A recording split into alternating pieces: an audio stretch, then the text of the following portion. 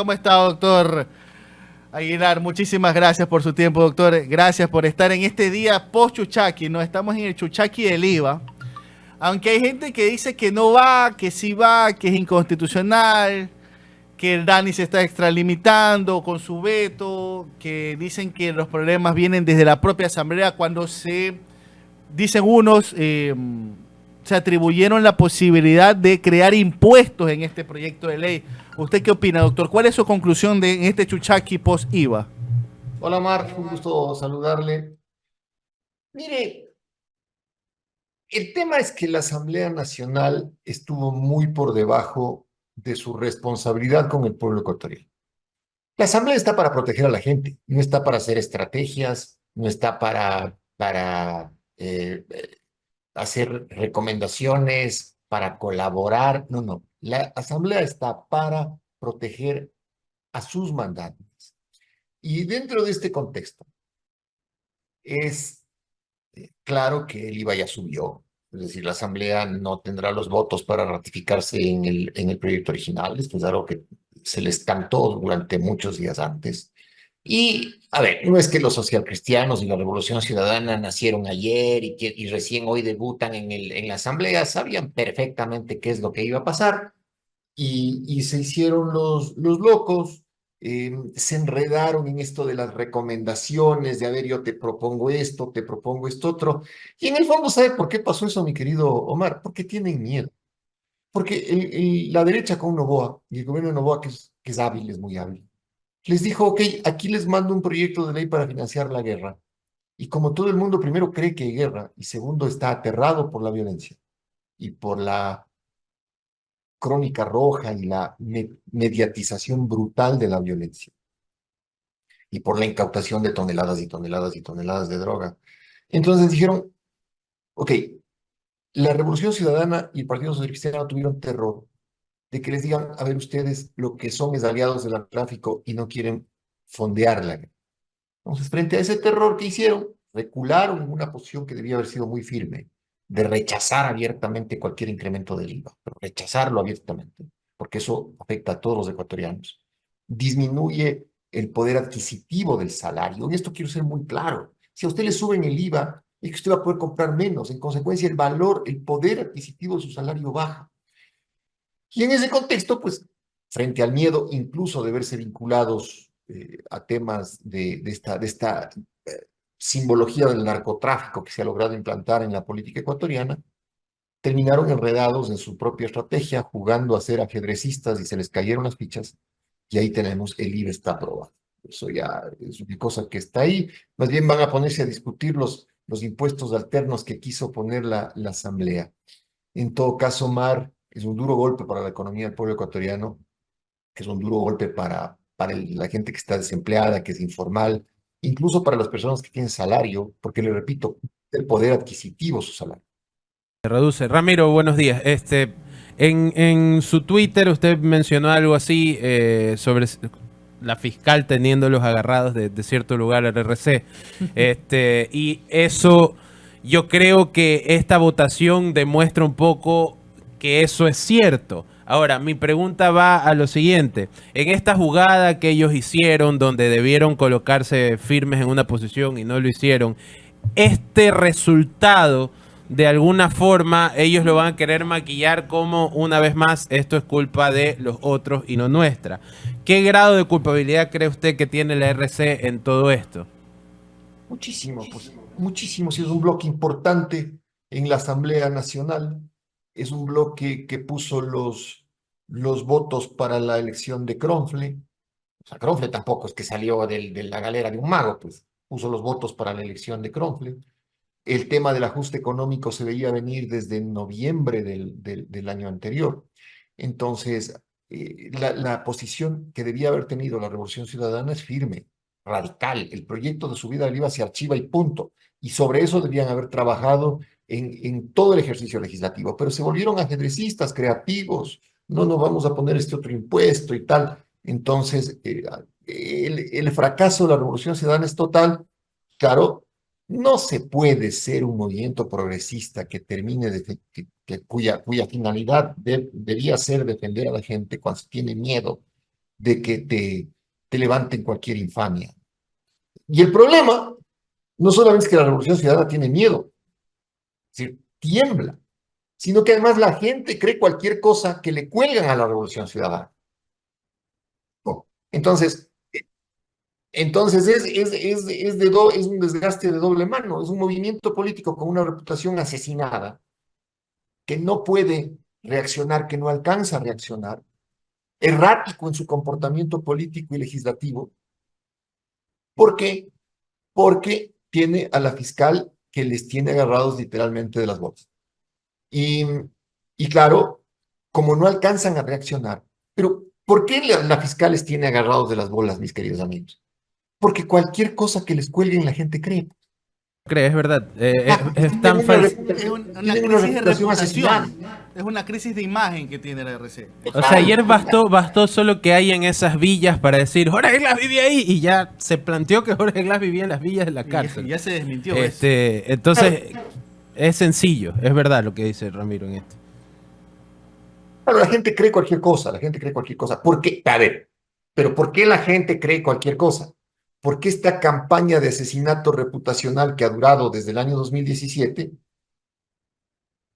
hace que la gente vea verosímil que la Revolución Ciudadana sea responsable, desde el crimen de Villavicencio, que hayan colaborado con los narcos, cada operativo, cada mega operativo antinarcóticos tiene un antecedente, y es un tuit del presidente Correa que dice, ya nos van a allanar, puta, nos van a montar ahí otros allanamientos. Entonces seguramente alguien le chismea que van a haber allanamientos y el hombre comienza a entrar en pánico porque su gente está aquí entrando en pánico. ¿Me explico?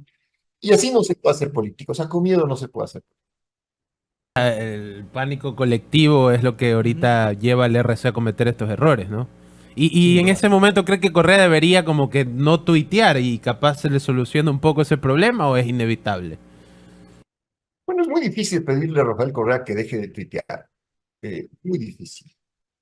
El problema es que él tuitea sobre un país que él ya no conoce. O sea, Rafael Correa dejó el país del año 2017. Y el Ecuador que nosotros vivimos en 2017, es increíble decirlo, pero es así. No es ni de lejos el Ecuador de enero, de febrero 4.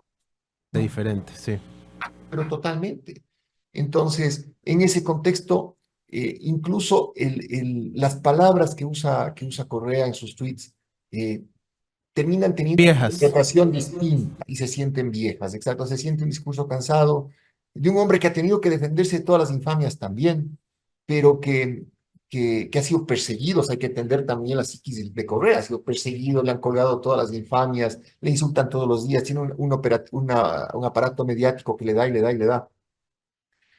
Y en ese contexto el hombre se defiende en Twitter. Entonces, pedirle que no tuitee es complejo, pero lo que sí es real es que es imposible dirigir un movimiento político desde fuera. Es imposible dirigir un movimiento político cuando ya no se tiene la temperatura del país. Y es imposible tener un movimiento político además con liderazgos que no responden autónomamente a los requerimientos del país. Ramiro, sobre lo que, volviendo rapidito al tema de la ley, para avanzar ya en el tema político como tal, tú decías, bueno, la RC le falla, pero la RC, y voy a apelar a lo que le han contestado a usted en su cuenta de Twitter, dice, oye, pero si ayer la RC planteó primero negar y después archivar el proyecto, pero fue Kronfle, como director de orquesta de sesión, el que no dio paso a eso. Entonces dice, ¿por qué siguen culpando a la RC? Eso es lo que le contestaron y yo le extiendo esa pregunta. No, yo lo entiendo, pero además, ¿quién puso los votos para poner a Kronfle? Claro, claro. El PCC, ARC y ADN. Se acabó. Se acabó la discusión. Es decir, si la RC y el Partido Social Cristiano no tienen al menos la legada con el presidente para decir votemos una moción, es que eso es un tongo miserable. Porque no es que Kronfle fue elegido presidente de la Asamblea con los votos de cualquier otro menos de la RC o del Partido Social Cristiano. Entonces aquí no se me hagan los locos. Ramiro, tú hablas sobre la crisis de imagen en todos los sentidos que tiene la RC y yo los comparto. Ahora, yo previo a esto y desde la mañana estoy analizando, a ver, miren, el año pasado, cuando fueron las elecciones, en el momento crítico de la RC, que fue después del asesinato de Villavicencio, a ver, gran parte del país decía el correísmo lo mandó a matar a Villavicencio. Claro, ese fue el primer pensamiento durante las primeras 48 horas. Ese fue el prime. El prime del pensamiento fue eso. Sin embargo, y a pesar de todo eso, la RC sacó un 32% en primera vuelta. Muy lejos de la primera vuelta, pero respetable 32%. ¿Qué podemos decir? Y yo lo catalogo en ese momento. En ese momento el 32% era el voto duro del correísmo, porque era votar a un movimiento que era señalado por todos lados como el asesino de un rival político. Un movimiento al que le estaban dando en el piso. Ya, exacto. Ok, perfecto. Ahora, con un candidato que ese voto duro se va minando, es totalmente cierto. Pero la pregunta es, se le da durísimo a la RC, y con justa razón, pero yo me pregunto, ¿y a quién más se le puede cargar en el progresismo? ¿Dónde está el resto del progresismo? Porque se hablan desde las izquierdas, ¿no? Pues sale Alberto Acosta, sale la gente del MPD, de Unión Popular, el progresismo, a decir de todo el correísmo. Pero ¿y qué es la izquierda en este país si no es el correísmo? ¿Qué es? ¿Qué? ¿Los chicos jóvenes del Partido Socialista? Las juventudes. Las juventudes del Partido Socialista. Ese Pachacuti, que hay que derribar ese mito. No todo indígena es izquierda. Correcto. Y es más, yo creo que gran parte del indigenismo ecuatoriano es de derecha, porque viene de la corriente del evangelismo. Uh-huh. ¿Ya? Es bastante conservadora nuestros indígenas. Entonces, la pregunta es, ¿qué es el progresismo o la izquierda, si la quieren llamar, fuera del correísmo? El músculo, pues, mi querido Omar, el músculo, la potencia de la movilización social. Viva la izquierda, diría yo. A ver, la CONAIE, ojo, a ver. Es un error ubicar la CONAIE en la izquierda. Porque yo coincido con ustedes, nadie ha dicho que ser indígena... Cutic, digamos. No, la CONAIE, Pachacuti no existe. Pachacuti es para que gente como Vanegas vayan y se pongan antifaz en la Coincido asamblea. con eso, si Rick Vanegas puede ser candidato en tu partido, no. No. El punto aquí es, pero la CONAIE, las bases de la CONAIE son muy sensibles en términos de que han tardado 500 años en reconstruir y recomponer su esquema de derechos, el reconocimiento de su autonomía, su identidad política. Entonces no están dispuestos a renunciar un metro en tema de derechos. Y sería una locura que la CONAIE renuncie un centímetro en tema de derechos. Y los derechos generalmente van asociados, mis queridos amigos, a las conquistas sociales, a una economía más solidaria. De hecho, la estructura orgánica de la CONAIE y la organización del movimiento indígena es básicamente comunitario. Entonces, en su ideología, en su cosmovisión está la solidaridad, el comunitarismo. Desde luego, ya en términos económicos, no les gusta que les privaticen cosas, porque además su visión comunitaria es la comuna, es la dueña de esto, y ellos sienten la comuna como propia. No quieren Estado comunista, para hablar en términos del siglo anterior. Pero tampoco les interesa un Estado que les despoje. ¿Sí? Entonces, el músculo del progresismo es la CONAIE. Y de hecho, Leonidas Issa es la contraparte política cuando usted se sienta desde el gobierno a tomar medidas económicas. La CONAIE ha anunciado ya una movilización. Tenga por seguro, apunten lo que les estoy diciendo, que desde la prensa corporativa, desde estos medios corporativos, desde la fiscalía, les pueden inventar cualquier cosa, es decir, que son financiados por el narcotráfico, que son pornógrafos, que son lavadores de activos, porque estamos en la lógica que ha implementado la fiscal en la política, es decir, el hecho de que cualquier político tenga que hacer política pidiéndole permiso a la fiscal y sacando un certificado de limpieza de sangre en la fiscalía, lo cual es una estupidez. Pero es a lo que hemos llegado. Con una peor aún, una visa americana, ¿no? Que es el certificado de limpieza. De honorabilidad, sí. Ramiro, en esta misma línea, tengo entendido que básicamente usted tiene una teoría de lo que pasó el 9 de enero en TC, y quisiera escucharlo más a fondo, porque claro, está la verdad es que a mí me causa mucho ruido cuando escucho este argumento de fue todo armado, porque yo, digamos, tuve gente que estaba ahí dentro y que la sufrió mal y que todavía tiene secuelas al respecto. Y sí quiero entender desde dónde viene, como para saber mejor y para comprender todos los puntos de vista de la mejor manera posible, ¿no? Mire, yo no tengo un segundo de duda, porque sería un torpe si tuviera un segundo de duda, de que el personal de TC estaba plenamente convencido de que estaba siendo objeto de un acto brutal de violencia. Y además, mi querido amigo, Lo sacamos de ahí, ok. si yo veo que alguien entra con una cosa como taco de dinamita, con una granada, con una pistola, no le pregunto si eso es ya de veras, si no es ya de veras, si me viene a saludar, si eso es una puesta en escena, no, no. Mi instinto me dice salva la vida, aquí no preguntes nada y chao. Es decir, bajo ninguna circunstancia y nunca he puesto en duda que el personal de TC estaba plenamente convencido de que estaba siendo violentado.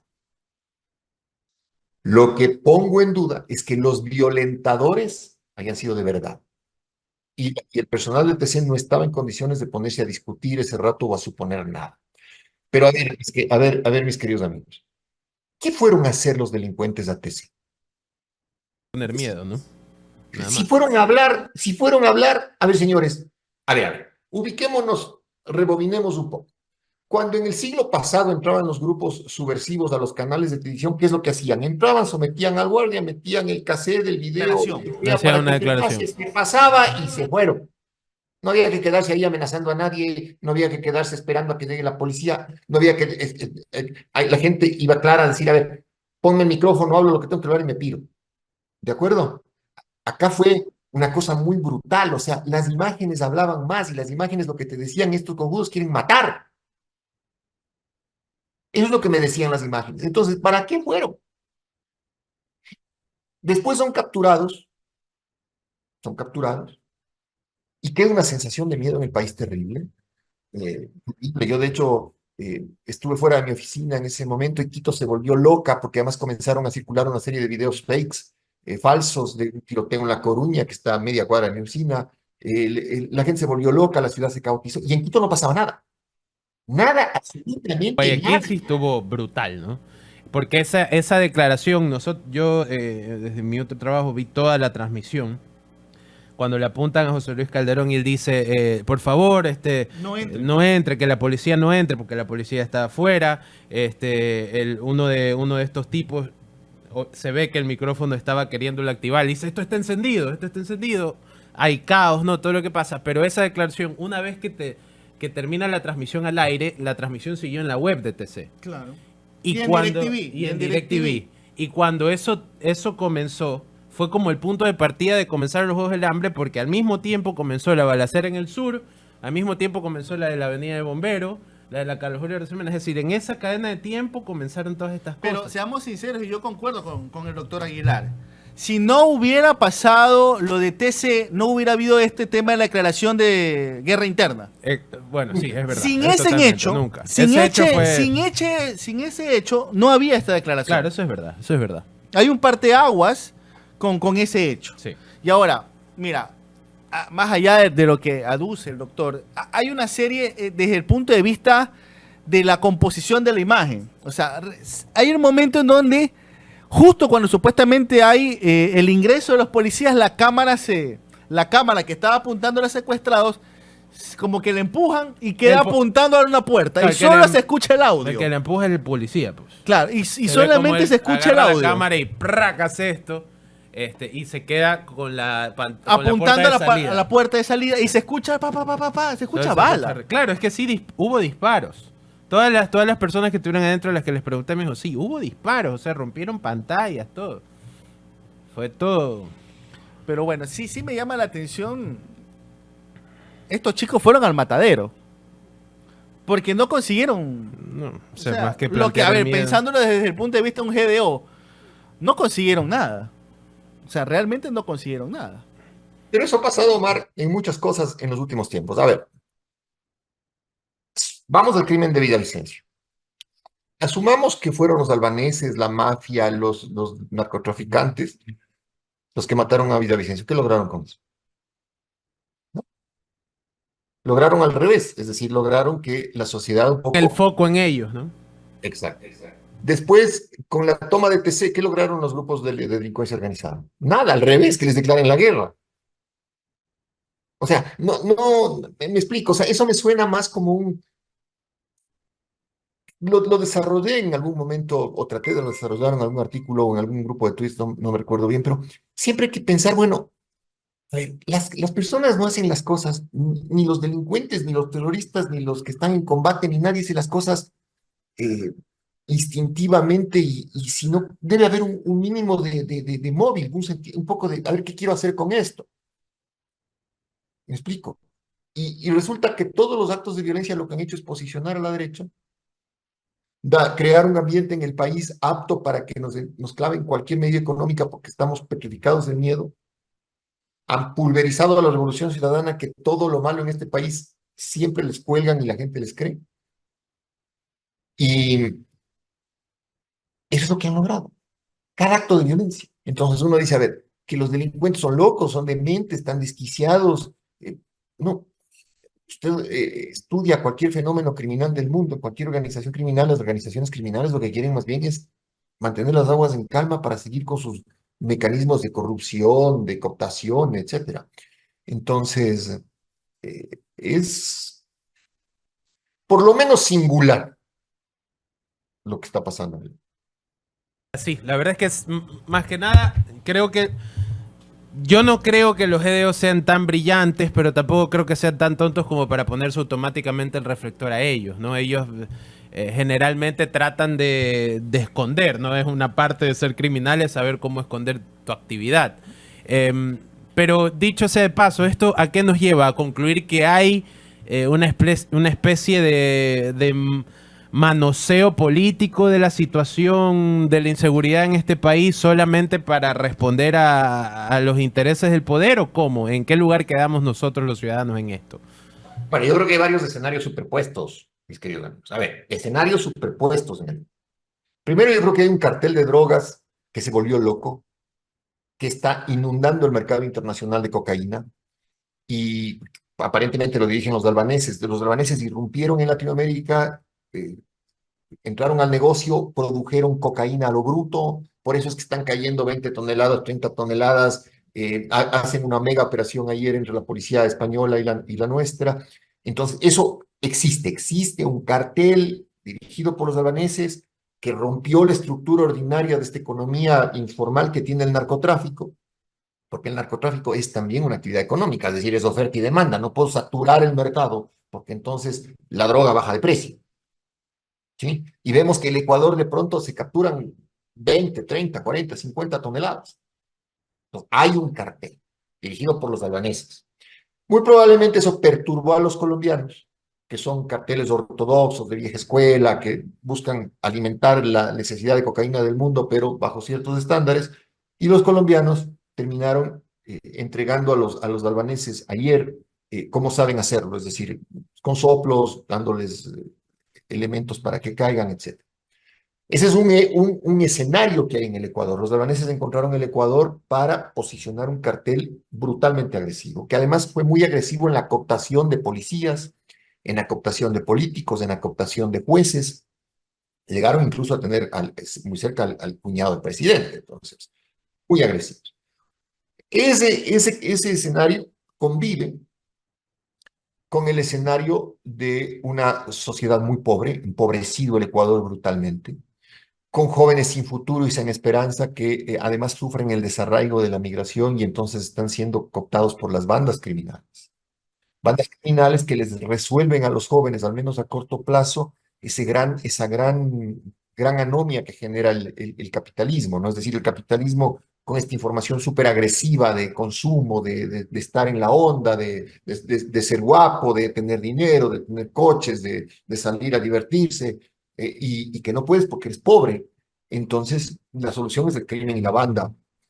Ese es otro escenario que está ahí, que convive con el anterior. Tienes el escenario de una policía muy corrompida, muy corrompida, que fue muy permeable a esta banda de la que hablaba en el primer escenario, y que también puede ser utilizada por las otras bandas para zafarse de los albaneses.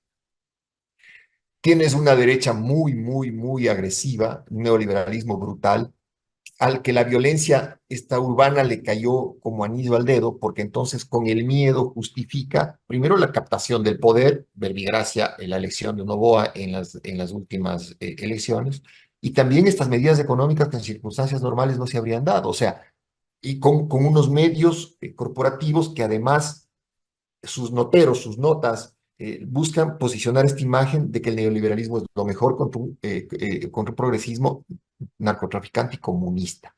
Mira, ayer pasó una cosa curiosísima, con esto termino.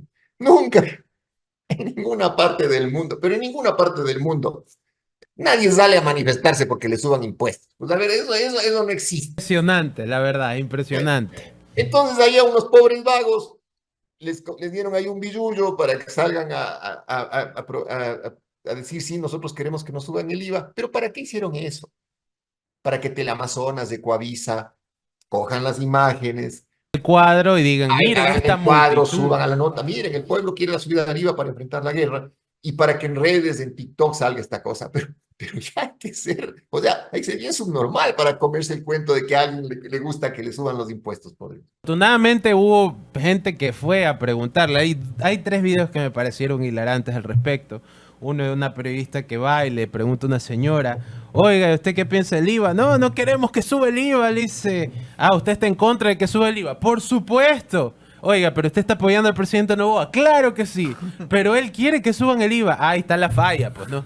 Entonces es como que la gente que fue a manifestar no tenía ni idea de lo que iba a manifestar. Porque, claro, nos quieren hacer creer que esto es una manifestación espontánea, pero es solo para que te agarren el cuadro de las personas, que parezca una multitud y listo, otra cosa. Es manipulación 1.0. Exacto.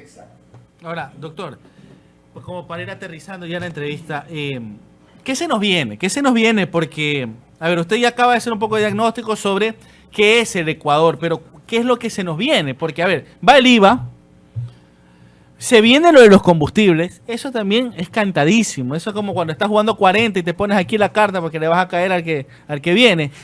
Es así, así. Se viene lo de los combustibles. Y yo siento que no va a pasar nada. Aquí dicen, calienta Isa. No, ya está, ya hay una bajada de línea en las radios locales de Guayaquil, generalmente en las deportivas, ya están diciendo, yo sí creo que deben ya quitar el subsidio. No, por del supuesto, combustible. eso también ya está cantadísimo, ¿no? Ahora, la pregunta es, doctor, ¿qué va a pasar en ese escenario, con el IVA, con los combustibles? Ya estamos en año electoral oficialmente, ya estamos en año electoral, se vienen las elecciones. ¿Qué presidente que se ve? ¿Qué escenario presidente que se nos viene? Con un caso metástasis 3 o 2, que de ley también va a salir ya mismo. ¿Qué se viene? A ver, deshuesemos un poco los escenarios. Desde el punto de vista económico, ya se está levantando el discurso a través de estos medios asquerosos de que hay que reducir el tamaño del Estado y bajar los sueldos de la función pública. Ah. Y eso es una contradicción con subir el IVA, pues, porque ¿para qué sube usted el IVA? Para obtener más ingresos. ¿Qué es el IVA? El IVA a la final es un impuesto al consumo. Sí, entonces usted recauda más en la medida en la que la gente consuma más. ¿Quién consume? El que tiene plata. ¿Quién tiene plata? El que trabaja. Si usted no trabaja, no consume, entonces no tiene sentido la subida del IVA. Si van a bajar la burocracia, si van a bajar los sueldos de la burocracia, ¿el efecto cuál va a ser? Que se va a contraer el consumo. Y fuera de eso, esta campaña brutal de desprestigio de estos medios miserables, perdonen que hoy esté calificador, pero no hay otra cosa. Proceda nomás. Aquí califican todo, no pasa nada. Imagínense ustedes que erupcione el Cotopaxi mañana. Que ojalá no ocurra. Pero vamos a necesitar médicos, bomberos, alimentos para los damnificados, albergues y plata para reconstruir. ¿Quién va a hacer eso si no es el Estado? ¿Qué van a hacer? ¿4 payasos donando atunes para los que se queden sin casa? Sevilla y su banda, ¿no? 4 payasos donando atunes. Por Dios. Entonces, pero es esta campaña de ahora sí, ok, ya subimos el IVA. Y tenemos el subsidio a los combustibles porque la gasolina subsidiada es para los narcos. ¿Se dan cuenta lo que hemos dicho en la primera parte de la entrevista? Entonces ya Lo bueno contra los malos también, pues, ¿no? Estamos en Exacto. momentos Eso siempre, ¿no? sí, Siempre es de eso. buenos contra los malos. Si tú criticas, estás a favor del narco. Por supuesto. Exacto. Luego, Que son muy de Lazo, ¿no? Todos son Sí, narcos, ¿no? exacto. en Lazo le voy a decir que en la movilización de junio del 22 había financiado el narcotráfico a la CONAIE, nunca presentó una prueba. Decía narcos a todos los que íbamos a votar, no, ¿no? Y el narco era el cuñado, su amigo del Cherres, y que ahorita debe estar acá, debe estar el hombre acá, porque están cayendo los albaneses. Ok, pero, a ver, suben los combustibles. ¿Qué es lo que pasa cuando sube el IVA y suben los combustibles? Repito, baja el poder adquisitivo del salario, de los que tienen la suerte de tener salario fijo. Los que trabajan informalmente, que en el Ecuador es más del 50% de la población económicamente activa, que se dedican a la informalidad. Entonces, ellos no van a poder vender esta botellita que venden en $1 en la calle a $2, porque a la gente no los va a comprar. Entonces, baja el poder adquisitivo del salario. Las empresas van a tener que, como no van a vender, van a tener que contraer su nómina. Entonces, viene una contracción de la economía brutal. Una contracción de la economía brutal. ¿Y qué va a seguir apelando Noboa? Es decir, Noboa es un tipo que está a la final timoneando el barco hasta enero, hasta mayo del próximo año. Entonces, ya cuando no recaude el IVA, cuando ya no le alcance el subsidio, la eliminación del subsidio, y cuando comience a despedir y a reducir el tamaño del Estado y a bajar el sueldo de la función pública, ¿qué es lo que va a administrar Noboa?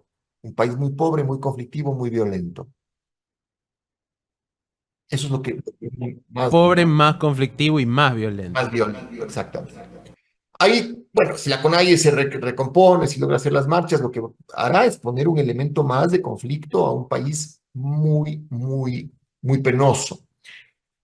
Entonces, y frente a eso, las metástasis, como usted menciona, Omar, es decir, la fiscal siguiendo con su rol, terminará incentivando el miedo. Y no se sorprendan si hay otro muerto, no se sorprendan si existen otros chats que dicen que el Papa Francisco chateaba con Norero. Sí, porque yo puedo poner en un chat con Juan: oye, acabo de chatear con el Papa y el Papa me dice que estoy súper bien en mi negocio. Actividad de los chats, ¿no? Porque los chats que está presentando Ecoavisa no están en los chats publicados en la página de Fiscalía. Los hemos buscado hasta el cansancio. Los tiene solo ciertos medios, al parecer, ¿no? Y esto está justificando algunas cosas, como la propia represión a la que vamos a ser víctimas si la cosa de la violencia no sube. ¿No? Y ahí sí quiero hacer una cosa quiero subrayar una cosa. En este país violento, donde se está generando un enorme resentimiento, lo que están haciendo los militares es la más grande idiotez que pueden hacer. A ver, a una persona que comete un delito, se le detiene, se le lee sus derechos, se le ponen los esposas, se le mete al patrullero y se le manda flagrancia. No hay que hacerle cantar el himno nacional, no hay que hacerle Cárcel. para ver maquillaje, desvestir para ver los tatuajes. Eso es una idiotez. La persona que está siendo víctima de esa agresión va a contar los días, va a contar los días que esté en la cárcel y va a salir ¿a qué? A cobrarle la deuda al militar. Y eso es humano, así ha sido la humanidad desde hace 10.000 años. El militar a quienes representa, que es al Estado, Exacto. a la sociedad. Exacto. Entonces, eso no abona tampoco, pero es parte de la puesta en escena. Las Fuerzas Armadas súper machotes, pelo en pecho, six-pack en la panza, entonces vamos ahora sí a estos escuálidos. Era cheritos, pero al gran narco ninguno. Correcto. ¿Y qué están pateando? Están pateando muchachos pobres que están en chanclas, en pantaloneta, medios drogados. Porque yo no le veo a ningún terrorista dejándose maquillar ni cantando el himno nacional. Perdonen, he estudiado durante toda mi vida este tipo de fenómenos y no, primero se... Jugadores de activos, ¿no? Con apellidos rimbombantes, vamos a ver pues si les hacen cantar el himno nacional. O los maquillan. O los maquillan. Pero eso es parte ya por De la ejemplo, escenografía. todos estamos como con miedo, ¿no? Entonces estamos reprimiendo nuestro deseo a salir, nuestro deseo a quedarnos más tarde en la calle, sobre todo aquí en Guayaquil. Y esa represión del deseo nos da deseo de reprimir a los otros, porque yo he visto ya mucha gente que está justificando que les den palo. El otro día pasó en mi barrio, en el grupo del barrio, agarraron a alguien que se metió en una casa, un chico que estaba drogado, ¿no? Pero que parece que roba cosas para después vender por droga. Y claro, una señora que tú la ves en la calle, es un amor, te saluda, mijito, ¿cómo está? Decía en el mensaje que le partan las piernas. Y te quedas como chuta. Y lo peor es que ese mensaje lo seguían otros vecinos. Sí, la verdad es que sí, pero no se graben. O sea, péguenle, pero no se graben, porque eso se puede viralizar. O sea, hasta allá estamos yendo. Yo sí estoy un poco asustado por cómo nos están volviendo, ¿no? Esta situación. Y desde el punto de vista político, para ir continuando en el análisis de lo que vienen candidatos presidenciales que deben asomar ya, porque la campaña tiene que empezar hasta junio, hasta junio tendremos ya bien armada una papeleta. La Revolución Ciudadana... ¿A quién ve? ¿A quién ve, doctor? ¿Usted lo ve a Cucalón, por ejemplo? Yo lo veo. Hay un montón de movimientos nacionales que pueden poner a cualquiera de candidato presidencial. O sea, ya lo vimos en las anteriores, ¿no es cierto? Pero vamos por los movimientos grandes. Parece que los cristianos repiten con Topic, que no es una mala opción dentro del esquema social cristiano y dentro de este discurso del miedo y que... no. La Revolución Ciudadana, que tiene ese lindo lema de que quien pierde repite, entonces probablemente pondrán ahí a doña Luisa González con quien sea porque les gusta perder, o sea, son así medio masoquistas, entonces quieren ganar primera vuelta y perder segunda. El resto del progresismo creo que tiene que articularse. Rabascal es una muy buena opción en la medida en la que logre articular una alianza con la CONAIE. Me parece que el gran reto de Rabascal es incorporar en la papeleta presidencial a alguien, a una mujer. Si es una mujer indígena me encantaría, y si es una mujer de la CONAIE sería magnífico, porque entonces estaríamos hablando de un frente de un progresismo real que prescinda de los necios de la ARC, salvo que los necios de la ARC entiendan que el momento histórico y político del país es un gran frente progresista para derrotar a la derecha. En la derecha tendrá a Cucalón sin duda, ya debe estar con su diccionario de adjetivos ahí para los discursos rimbombantes, tendrá de candidata a la fiscal probablemente o a la propia señora Romo en Construye, entonces la derecha tendrá a Topic, tendrá a la fiscal o a Romo en Construye, pero Construye hay que tomarlo en cuenta ahí porque es la derecha más recalcitrante. Cucalón podría estar con la derecha esta de Guayaquil, lacista, que entonces por ahí va. Y habrán unos 2 o 3 candidatos. Por ahí Yacu Pérez también sacará ahora, será Yo candidato. creo que Yacu ya lo durmieron a Yacu, como mascota. Ya lo Sí, ya durmieron. le dijeron cálmate, ¿no? Como Herbas también, yo creo que ya también le pusieron la inyección. Ya, claro, ya no les queda, no los veo, al menos yo no los veo. Pero pueden estar, puede haber un Yacu 2, puede haber un Herbas 2. Que lo veo medio insistente es a Pedro José, ¿no? Pedro José creo que está... Pedro José Freire creo que puede... Interesante, pero no sé si se logre cuajar, es la señora Hermida, la rectora de la Universidad de Azuay, que me parece una gran No bastante. Uh-huh. Sí. Ahora, yo lo veo chango. Claro, Perdón. ¿Usted cómo lo ve al doctor Chango, el presidente de Mushugruna? Mushugruna? Que él está, digamos, está haciendo sus jugadas, ¿no? Cada vez habla más en medios, cada vez habla más sobre política. Por ejemplo, acá la prensa guayaquileña lo tiene como el indígena bueno, ¿no? Porque es empresario, ¿no? Y todo esto es la antítesis de Leonidas Issa. Y yo no sé, pues capaz si alguien lo agarre por ahí y diga Chango presidente. ¿Usted cómo la ve? Chango no se gasta $1 en la campaña electoral. $1. Ese es José, ¿verdad? Si tiene que gastar $1 en la campaña, dice no. Buen banquero, entonces. Buen banquero. Por eso tiene Mushugruna como la tiene. Es decir, Mushugruna es una de las cooperativas más importantes del país. Es un buen gerente de cooperativa y tiene un equipo de fútbol que va. Pero yo no le veo a Chango meter $1 en Mushugruna, no le veo a Chango meter $1 en una campaña política que cuesta ahora, una locura. Claro. Oiga, pero estamos todavía obviando la principal variable, que es un presidente en funciones que buscaría la reelección, Ramiro. Sí, claro, puede ser que busque la reelección y además tiene todo el aparato del gobierno para en los segundos 6 meses conseguir la reelección, pero necesita para eso obra pública, pues. O sea, ¿qué gobierno se reelige sin obra pública? ¿Sigue con esta teoría del terror, del terrorismo a lo Bush? Para eso está Topic. Para eso está la fiscal Salazar o la señora Romo. O sea, si yo quiero un guardia bravo le tengo a Salazar, le tengo a Romo, le tengo a Topic. Noboa fue elegido presidente, de hecho, porque era en teoría, el conciliador, el de la nueva generación, y resulta que el hombre no logra articular el Estado. No sé si haya terminado de nombrar los cuadros administrativos del Estado. Entonces, en ese contexto, un presidente que quiera ser reelecto tiene que ser un presidente de obra pública. Y obra pública con la mentalidad que el hombre tiene de reducir la inversión pública a su mayor expresión, no le veo espacio. Nos sorprende también que lo tenga guardadito a Fito, como aquí nos están escribiendo, que lo tengan georreferenciado y lo saquen en el momento preciso, no lo detengan en el momento preciso. Lo detengan justo, Pero Fito es Corvina de la fiscal. O sea, si sale Fito y lo recapturan, el mérito será de la fiscal, las cámaras, la vaina. Esa no es Corvina del gobierno. Ya. Claro, pero bueno. Vamos a ver. Listo, doctor. Muchísimas gracias por su tiempo, doctora. Muchas Se gracias. nos cuida. Les agradezco, un abrazo. Buen día, Cuídese, hasta luego. doctor. Hemos tenido al doctor Ramiro Aguilar. Saquen sus conclusiones. No todo el mundo es cadenita de oro para gustarle a todos. Aquí estamos libres para expresarnos. Dense gusto. Dense gusto. Dense gusto.